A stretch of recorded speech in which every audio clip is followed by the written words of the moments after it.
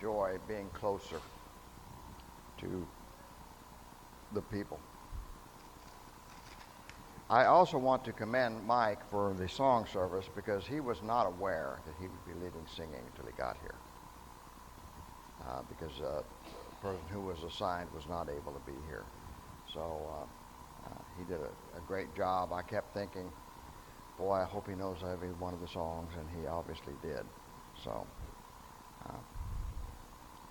and it's a beautiful day. We received some needed rain, and fortunately, at least around here, it wasn't as severe as further north.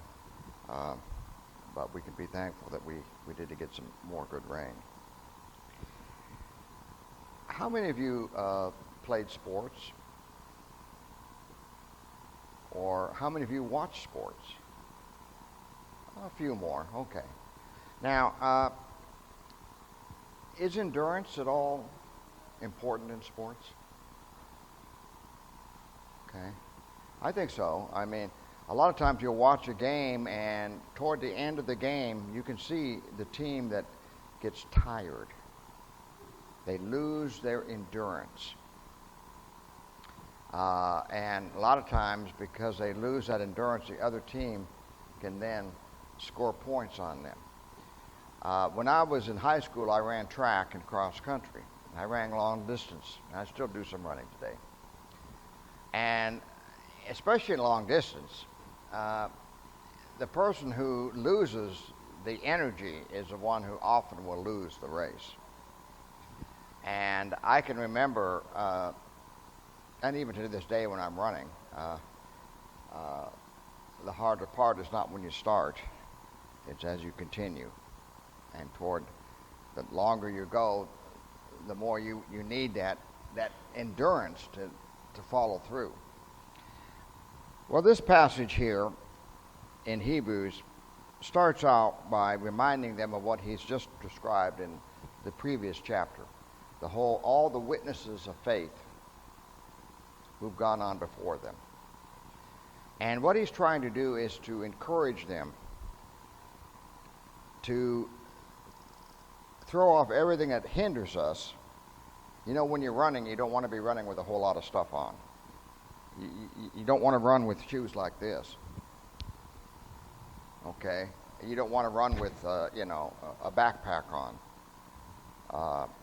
You want to be as light and free as possible. In the same way, he's saying, throw off the sin that hinders us, that keeps us going. And let us run with perseverance the race marked out for us. Now, the word perseverance here can be translated several ways. Run with patience, run with endurance, run with perseverance. And the Greek word that's used here is one of the important words that's often translated patience or endurance. It's the word hupomeno is the verb. And literally it means to stand upon, to stay upon. Okay? And when I was a kid, my brothers and I and our friends, when we were younger, when it was snowing, and they pile up the snow piles off, the side of the street or in the parking lot, make these big, huge mounds. Well, we had a game that we called King of the Mountain. Any of you remember that? Okay. And what was the goal of King of the Mountain? Well, one person would get to the top, and the others would try to throw him off and be the new king. So you were standing upon the top of that snow pile. And if you had the strength and endurance, you stayed. Okay? So, in many ways, that word hupomeno in the Greek is pretty close to the meaning of standing your ground on the hill. In the same way, those of you who are in the military or have watched military battles, what army has the best advantage? The one that's on the high ground. Now, looking at this soldier here, if I was going to have to fight him, I wouldn't want to be here. I would want to be on the same ground. I would have a better chance if I'm here than here. And so the writer there of Hebrews is saying, okay, have patience, hold your ground, endure. Okay? And specifically, he's reminding them of this because he is aware that they were facing persecution. This was a church that had been experiencing persecution. We don't know what kind. It might have been just the neighbors or whatever persecuting them in some way. So to stand upon your ground, stand your ground, is one of the things that we as Christians need to continue doing with the strength of God. And we do it in the trust in God, that God is going to be there to help us, that because we have faith and we have hope ahead of us, we know what we're standing for. We're standing on the hill, but we, unlike the snow that eventually will melt, the hill we stand on is the hill of the Lord and the mountain of the Lord, the church, the faith that we have in Jesus Christ. And we know where the end is going to be. And I know when I run, sometimes I always set a goal. Okay, if I'm going to run today, my goal will be to run 2 miles, okay? I'm not sure if I'd make it right now, but for me, that helps because I know as I'm running, sometimes I set little goals in between. Okay, I'm going to make it for the first half mile and see how I feel. I make it to that half mile. Okay, I'm okay. I can keep going. Let's make it to the next mile. And then by the time I'm at about 1.5 miles, I said, okay, I can do this. I can make it to the 2 miles. Okay? Well, our life of faith and perseverance and endurance is a lot like that. Our goal is not the 2 mile mark. Our goal is heaven, to be with the Lord forever. And sometimes, though, as we're going along, we have to set little goals before that, don't we? And okay, I'm going to try to be more loving to my family. I'm going to try to be a better employee at work. I'm going to try to do better at school. I'm going to treat others and myself better. I'm going to take care of my health. Those are smaller goals on the way. So hupomeno, we gain strength and endurance, oftentimes also looking at the past, like the writer here is saying, look at the cloud of witnesses before you. And sometimes when we're struggling with our faith, it's important to look at the past, okay? There was Abraham and Moses and Noah, all these people. They went through some tough times. They made it because of their faith, because of their hope. We can do it too. And sometimes in your own life, when you're struggling, I know for me, it's very helpful to look back and say, okay, Mike, I've been through this. I've gone through this before. I made it. It's possible. Okay? I'm not going to be so discouraged that I just give up because I've made it before. Sometimes when you're going through a period of depression, I have some mild depression. And there are times where if I'm having a really bad day, it helps for me to look back and say, okay, Mike, you've had bad days before. You got through it. It will get better. And that alone helps to endure, helps to persevere in a difficult time. And so as Christians, we need to keep not only focused on our hope, but also on the past, where God has helped us before and where others have encouraged us before. So we have the hope and the joy in the resurrection of Jesus to help pull us on, keep us going. Now, earlier in the book, in Hebrews 10, verses 19 through 25, He writes, "Therefore, brothers, since we have confidence to enter the most holy place by the blood of Jesus, by a new and living way opened for us through the curtain, that is, his body, and since we have a great priest over the house of God, let us draw near to God with a sincere heart in full assurance of faith, having our hearts sprinkled to cleanse us from the guilty conscience and having our bodies washed with pure water. Let us hold unswervingly, let's hold on to the hope we profess, for he who promised is faithful. And let us consider how we may spur one another on toward love and good deeds. Let's not give up meeting together, as some are in the habit of doing, but let us encourage one another, and all the more as you see the day approaching." So one of the ways we persevere is by encouraging others.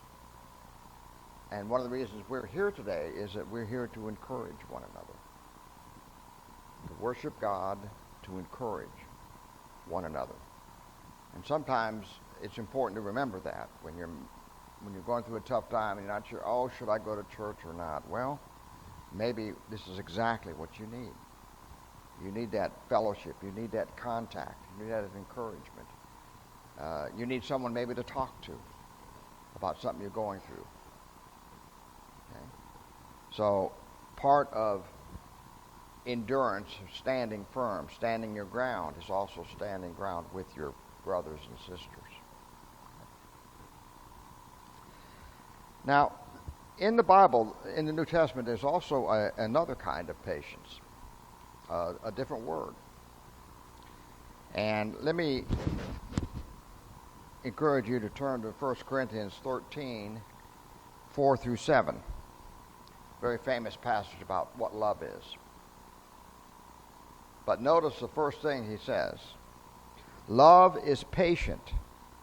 Love is kind. It does not envy. It does not boast. It is not proud. It is not rude. It is not self-seeking. It is not easily angered. It keeps no record of wrongs. Love does not delight in evil, but rejoices in the truth. It always protects, always trusts, always hopes, always perseveres. It's interesting, this very famous passage on love begins and ends with patience. Okay? But the word here, translated patience or perseverance, is a different word in Greek. The word is macrothumia. And what it means, it doesn't mean so much stand your ground as it means stay. Don't act. Don't do it. And it's directed toward your relationship with people. Okay? Sometimes the best thing to do is not to do anything, right? Not to say anything. Someone's bothering you. Someone's really irritating you. And what do you want to do? Okay? That's the instinct, okay? And all of us are like that. You know? And but this patience is a patience of love where you know, if you can think clearly about it, you know, that's not what this person needs. That's not what you need. You don't need to jump on them because of something they're irritating you about. Do people ever irritate you? How many of you would say they do? Yeah, well, okay. The rest of you are either too shy or not being honest with yourselves. Okay? Of course, that's one of the things that is a real challenge to all of us. And sometimes it's big irritation, isn't it? Other times it's little things. You know, in a marriage, you know, sometimes what become the subject of some of the biggest fights? Little things that really don't matter, right? And later on, when you get over it and you work it all out, you say, oh my goodness, I can't believe we fought over that. You know? Okay, yes, honey, I should leave the toilet seat down. Okay. So this kind of patience is a patience directed toward people, how you react to people. Okay? And again, it is a real challenge for all of us at times. Okay? Now, some of us are blessed with a personality that we're more patient by nature. And that's truly a blessing to have. Others of us really have to work hard. And I've known people that, oh my goodness, it's really hard for them because they want to react so quickly. Some of my siblings are like that too. And I was the one who would calm them down. I was pretty patient growing up. So, let me suggest that there are areas of our lives where we need to use both kinds of patience. Endurance and also patience toward other. Toleration is maybe a good word for it. Being tolerant of others. Sometimes that's very hard to do. So, for example, is it ever hard to be patient at work? Okay. How many of you have that as a challenge at times? Okay, we all do, don't we?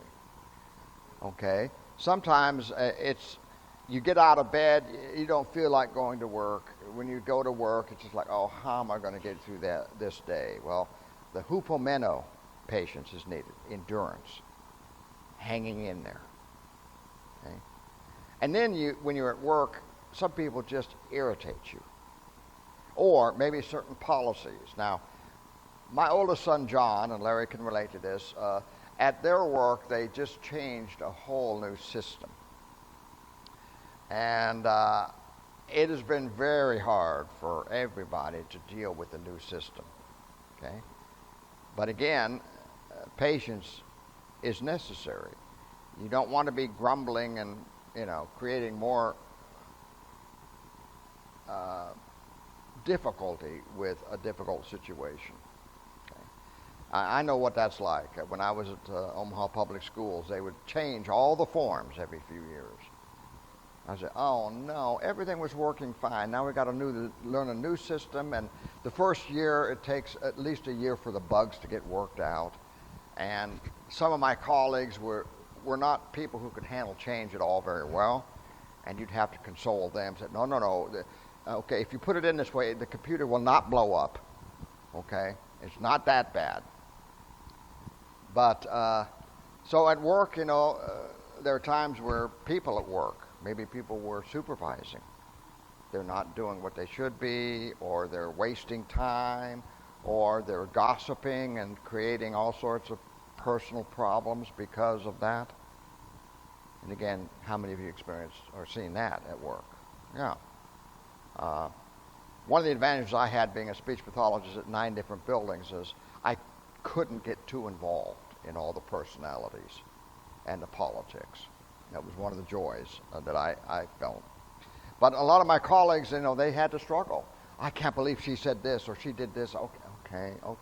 It's all right. So work sometimes it's hard to get through work some days. Other times it's hard to deal with people at work. And both standing firm, enduring, and treating others with toleration is, the key as a Christian. How about at school? We don't have too many kids here today, but I was thinking there'd be a few more high school and college kids here today. But at school, the same kind of thing. How do you deal with do you ever remember sitting in the morning in school, looking at the clock, and saying, it'll be lunch at 11:30. Lunch at 11:30. And the clock took forever. Well, you needed endurance. Hang in there. Okay. It's 9:30. It's a little bit closer.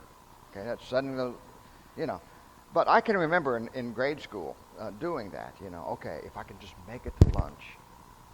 Okay, or if I can just, and then after lunch, another period of math, and then recess. And so sometimes you had to just get through the day because you didn't want to be there. You had other things you would rather do, like play football. But that helped you get through that kind of endurance. And other times at school, you had to struggle with your classmates. How many of you, when you were in school, were ever bullied or harassed? I think all of us. There are times where kids are they just pick on other kids. Now, I was always one of the smallest kids in height. So, I got picked on by bigger kids particularly. The only thing that helped me was I was a better athlete than most of them. Okay, yeah, you may be bigger, but I'm faster. But, even in high school, there was a kid at Benson High School in Omaha, which at that time was by far the biggest high school in the whole region. And there was one kid who was a football player, and his habit was to go down the hall, and there were hundreds and hundreds of students, and he would push people in the lockers. He had a reputation. Okay? Well, that was an extreme form of bullying. Okay? So, how do you deal with someone like that? Do you pick a fight with them? Do you get even with them? Or do you tolerate? Don't approve, but tolerate that behavior. There was a kid one time, I was a senior, and I'd just become a Christian. And I decided I was not going to physically fight anybody. And this one kid started bullying physically. And I felt like popping off and smacking him, but I didn't. And, he shoved me into a locker in the gym. And I said, well, that wasn't right to do. But because I'm a Christian, I'm not going to fight with you. Well, that was not easy to do. But that's tolerating bad behavior in that sense, not reacting. That's called loving your enemies. And he was a bully and an enemy to a lot of other kids in that gym class. So as a Christian, there are times at school you have to be patient in both ways. How about at home? Any times that we need to be patient at home?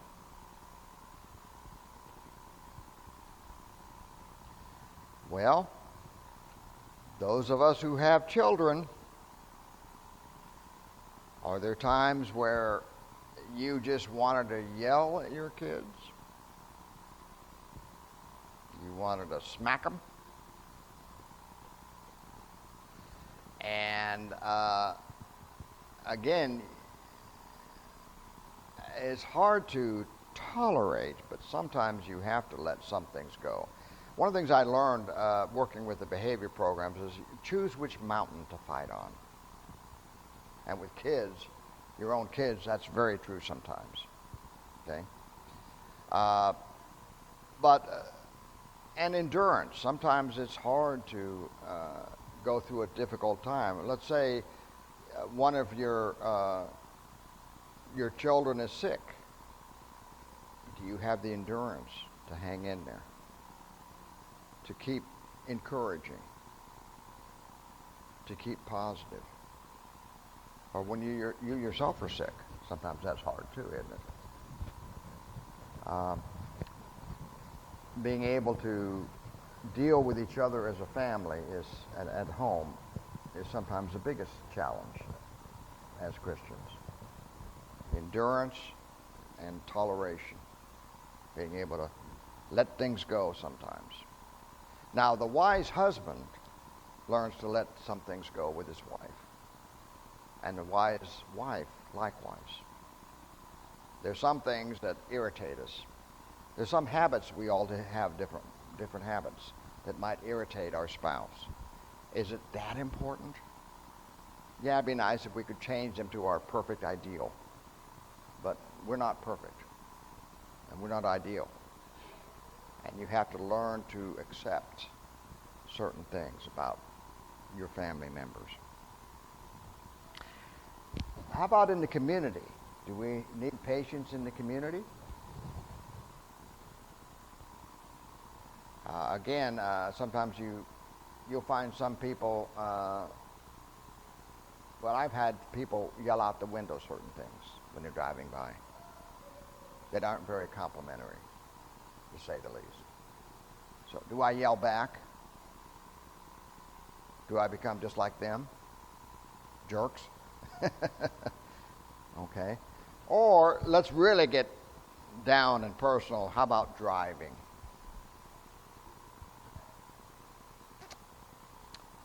That person who cuts you off, that person who's tailgating you, that person who gets mad at you and gives you the finger. Okay? How do you react? Okay? And again, it's easy to, and I've done this, you jerk, why did you cut in front of me? And I'm pounding on the steering wheel. I don't usually honk my horn at them because that can create other problems with road rage nowadays. Years ago, when I was in Los Angeles, I was commuting up to the Malibu campus of Pepperdine, and there was a wonderful woman whose name was Roxy Thomas, and her husband had been a preacher many, many places, a wonderful man. Anyway, I would ride up with her and because she lived in the same area, and I learned so much about patience from her. Because when people would cut her off or this or that, she would just keep going. And one time I asked her, Roxy, how can you not get irritated by this? Of course, I was only in my 20s then. I was, the age where patience isn't always a virtue. And she just turned to me and said, well, Mike, maybe they're having a bad day. And is it going to make any difference in how we get there? Maybe it'll slow me down by 10 seconds. And over a period of time, I just watched her. She was so calm. And to this day, this is 50 years ago. To this day, she's my model as to how to be a patient driver. Don't get too worked up. Don't start shouting and raging in your car. Okay? And also, her example of patience, of endurance. We'll get there. We'll get there. She stood firm upon her hill of patience.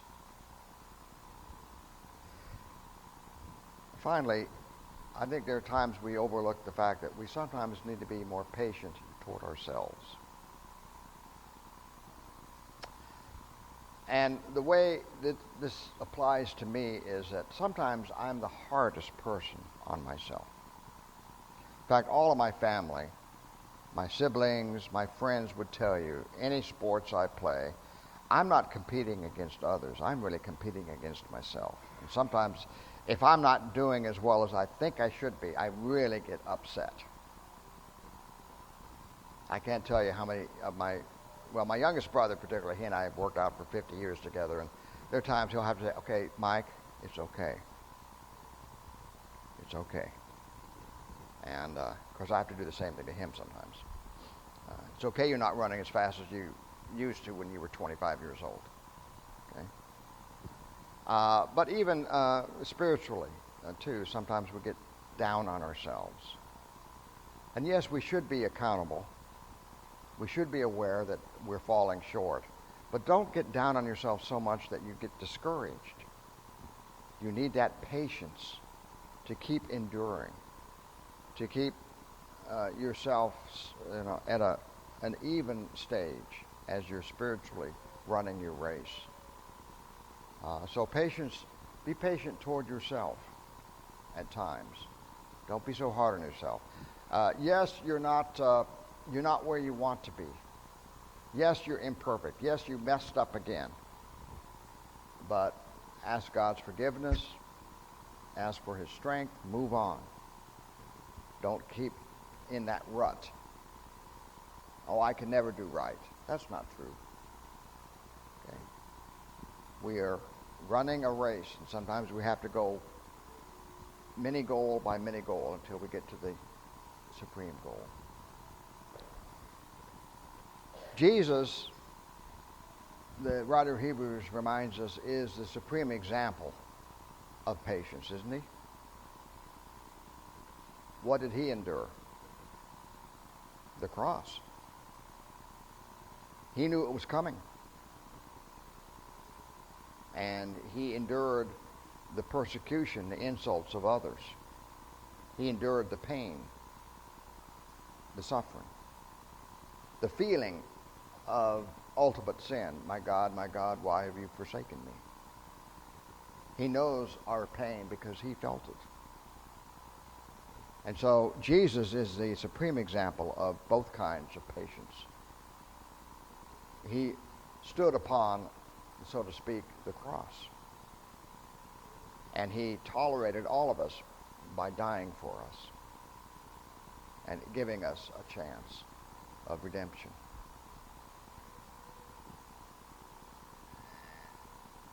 There's a part of a song, Jesus is patiently calling us home. And as we live our lives, let's remember that home and continue to live our lives of endurance and toleration toward others and ourselves as we continue to go forth toward our heavenly goal. If you have a need to come forward and become a Christian, to begin standing upon that goal too, Jesus extends that offer to you, to trust in him, to repent of your sins, change your ways, confess that he is Lord, and be baptized for the forgiveness of sins and the receipt of the Holy Spirit. And if you have that need, as we stand and sing, we encourage you to come forward.